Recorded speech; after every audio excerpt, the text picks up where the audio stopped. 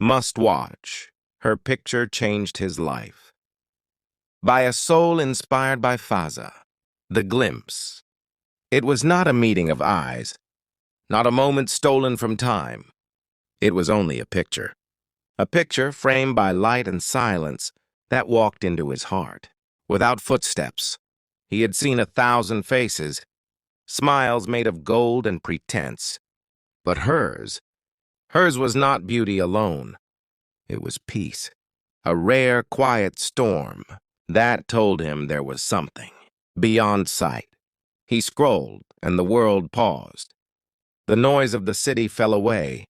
Every color around him dimmed, until all that lived was the curve of her lips, the softness in her eyes, the whisper of a dream that didn't belong to him, yet called his name.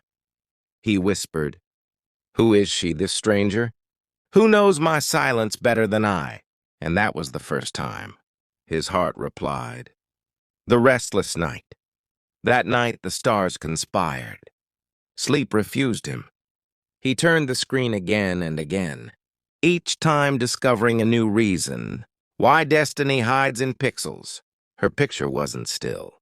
It breathed. It spoke in a language he had long forgotten.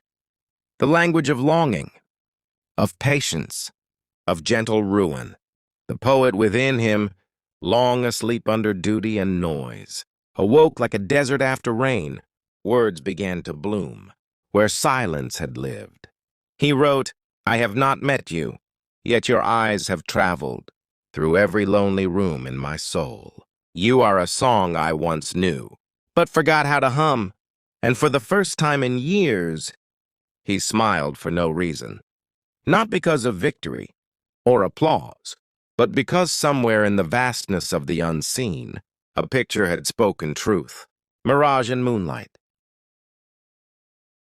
Days passed, yet she remained. In every mirror, every reflection, every shadow he could not escape.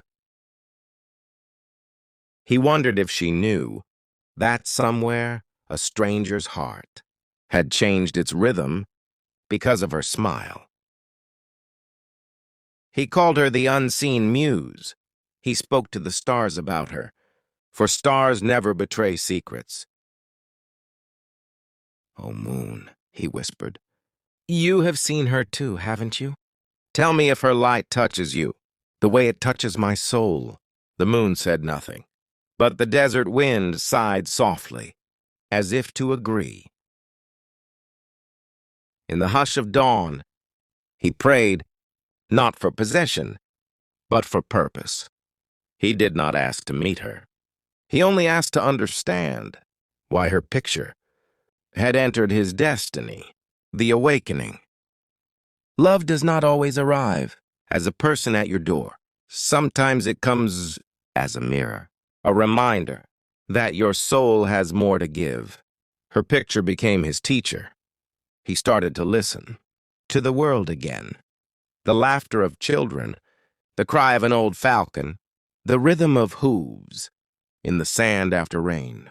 He began writing poems, not to impress, but to express, not to show love, but to be love. He wrote of patience, of mercy, of the kind of affection